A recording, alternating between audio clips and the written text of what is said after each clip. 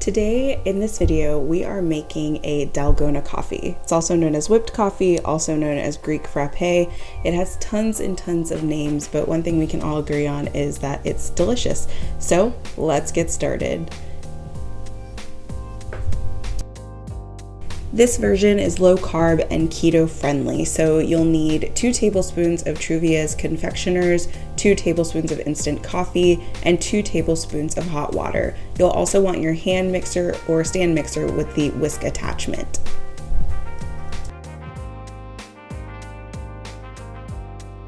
So you're going to start out by spooning in your 2 tablespoons of instant coffee. Then you're going to add in your 2 tablespoons of Truvia.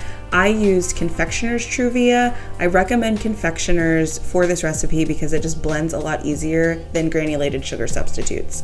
Then you're going to add in your 2 tablespoons of piping hot water. I used my electric kettle to heat the water just to make sure it was hot enough. Then you're going to mix it with your whisk attachment. Make sure to tilt your bowl a little bit because you're going to get some splash. It's definitely a splash zone kind of thing. You're going to beat on low until you get to a point where things are starting to look like they're coming together. And then when things are more solid in this bowl, you're going to go ahead and turn it up to a higher setting and keep whipping it until it's your desired consistency. For me, I was able to coat the back of a spoon and see some stiff peaks, so that's when I knew that my whip was ready. And it just looks incredible, right? Like, who knew this texture and consistency could be achieved so easily? Then you're gonna grab a cup of ice. I use about 4 ounces of ice. I use almond milk as the base of my Dalgona coffee, so this is some vanilla almond milk I made at home. It's delicious. Then you're gonna top your almond milk and ice mixture with your whip. So you can spoon it on, you can use a spatula. Spoon is nice and classic, especially if you get that desired texture and it's really thick. It's really easy to spoon in and kind of throw a dollop in there.